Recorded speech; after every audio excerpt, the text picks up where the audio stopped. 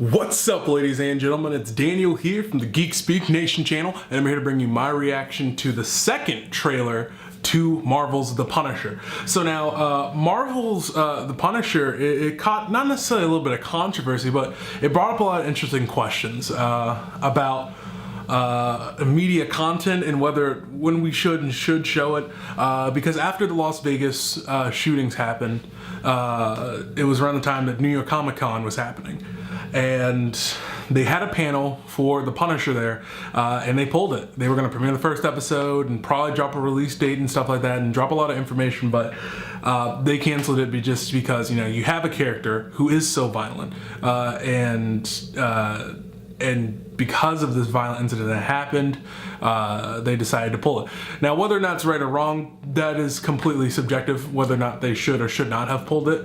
You know, because what if someone went there and they just got tickets to New York Comic-Con specifically to see that panel, or that was a part of their experience and stuff like that, but also showing sensitivity to recent world events. It's very interesting, but they believe enough time has passed for them to get back on the marketing train for this show, and I guess what I'm expecting out of this trailer is definitely a release date. I feel like tentatively a lot of people are like, so are we even going to get it this year after this? If we're delaying it now, will we delay it into next year?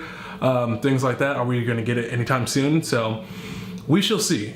We shall see with this trailer. But besides the release date, I think more so I'm looking forward to seeing more specific looks at the villain and what he is planning / capable of.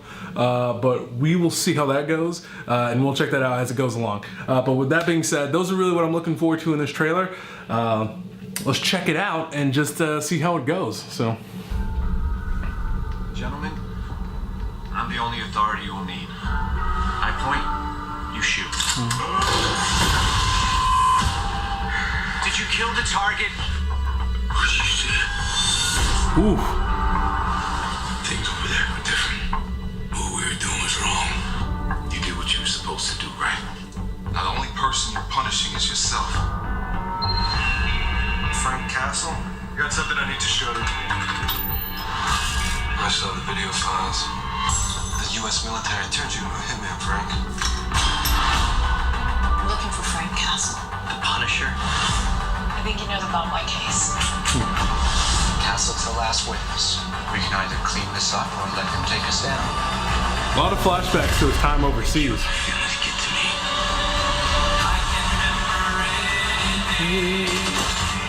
You have nothing but a war inside you. You're gonna pay.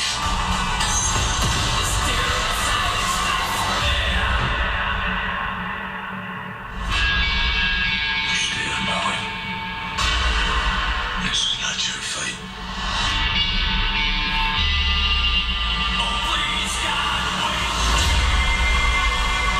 I need to find these bastards that gotta kill them. So where does that end, Frank? Okay, Karen's coming in. That's good. These men, they decide what the truth is. The same thing that happened to you happened to me. We could make that right.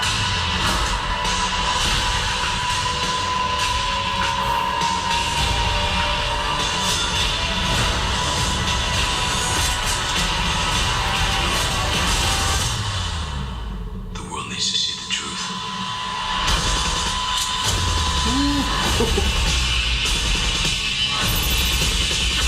Truth must be taken. But when? November 17th. Interesting. So they are going to be going head to head with Justice League on their release date. That is, Marvel is always doing some bold stuff. They did the same thing with Daredevil Season 2, or say Daredevil Season 1 or 2. I can't remember whichever one it was. But they released it the same weekend that Batman v Superman came out. Marvel does not let DC have a rest day. That's for darn sure. And whether or not it actually detracts from viewership, I highly doubt it. But it's just still, they like to keep their buzz going even when DC is supposed to be having their shine. Nevertheless, what I did not expect from this trailer was just how much they showed, and it wasn't really anything that was revealing plot, although there was some of that, but just I get this very emotional sense from the trailer, just digging deep into the emotion behind what drives each of these characters. Why does the villain want to defend what he is doing and what he does, why he thinks what he does is right. Frank's conflict between becoming a killer now against those who have done him wrong and those who are seeking to do wrong to others, but having been a killer for the government himself, and being one of these people that he is now fighting against, but unknowingly so in some cases, and dealing with his conflict of dealing with his trauma from being a veteran and being overseas. And I think it's a very interesting choice to show a lot. That it seems that there's going to be a good bit of footage that is going to be from his time overseas. I think it's a good choice. I think it's a bold choice, and I think it does a lot to represent and to pay homage and respect to those who do serve and their struggles and how war sticks with you even after you get home in ways that you can't even imagine, and how it changes people and things of that nature. So I got to commend the show on that front, and them being able to tackle this topic and not just do it in like a quick flashback. It seems like there's going to be some substantial footage that's going to go in depth into it. There's just a lot of imagery, just giving you a sense of what the show felt like. They weren't giving you much to react to, they weren't trying to give you much shock value. They were just trying to give you a sense of what is going to go on in this show. There's going to be a lot of action, but it also seems there's going to be a lot of brutality. No one is off limits. The girl who was the detective, I think that was her who's in that car crash that Frank saves, so no one is safe. Everybody is on the menu when it comes to who can get hurt or who can be a casualty and things of that nature. And you also see these themes of the repeated cycle of violence, having people having their families taken away, or this theme of having things that you love taken away, and how that recycles throughout each of these characters, and how that permeates. Anyways, has a word. And so I like the way that they're doing that. I also like that Karen Page is coming back, and she seems that she's going to be the morality compass or the sense of reason. And what I liked about her in Daredevil season 2 was, even though she was the morality compass for a lot of characters, even though hers is a little askew based off her history and past and things that she's done, I never found her to be annoying when it came to her conversations with Daredevil. I felt like when you looked at her conversations, with Punisher, I felt like when you looked at her conversations with Daredevil, when she found out, she was just very, very, very judgmental about it and just did not understand it at all. I think with Frank, there's much more conflict in that, because she understands his pain and his loss and where he is coming from, and wants him to stop and try to find a different way to do it. But at the same time, she knows that the type of men that Frank is fighting does not go down easily, and that they are a major, major threat. And whether or not it's just up to Frank to do it is up in the question, up in the air, and whether or not someone else can actually take down these shadowy type figures is really, really interesting.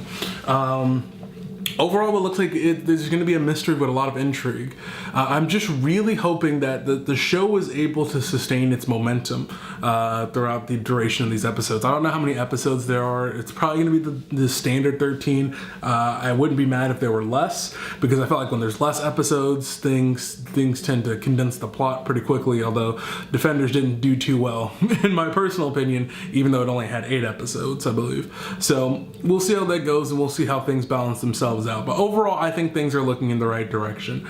I didn't necessarily see this as a trailer that was reactionary to how people felt about the Las Vegas shooting. I didn't see them really holding back any of their content or try to create something that's not glorifying the violence in the show. I think they are still sticking to, sticking to the guns. That's not the most appropriate analogy for it, but they're still sticking to what this show is about, and they're sticking to the content within it, and they're not shying away from it, and they are cognizant of what they're putting out. And I feel like Netflix does come under fire a lot for their content and what they put out, from the things with 13 Reasons Why and To the Bone or things of that nature. You have this content out there that people feel like is dealing with sensitive subject matter at times, and that whether or not it's being handled correctly is the question, or handled in a careful manner is coming under question when it comes to Netflix content, because they don't hold back. They do not hold back at all whatsoever. But with that being said, overall, I'm good with what they've shown. I'm glad they're doing a release date. I think November 17th is bold, it's beautiful, and it's a statement saying that we are going to release this the same time as Justice League, because we do not care about DC. We don't care that this is going to be one of their biggest movies ever. We are here to shine at all times and take some of that away from them. Because, I mean, if the season's good, I mean, that's going to blow up and create big buzz along with while Justice League is going on. Not like it's going to affect ticket sales, but it does hit buzz a little bit when you get a lot of shine going on for something else. But with that being said, guys, let me know what you thought about this trailer in the comment sections down below. Did you love it? Did you hate it? How would you rate it? Let me know in the comment sections down below. Easter eggs that I might have missed, of course.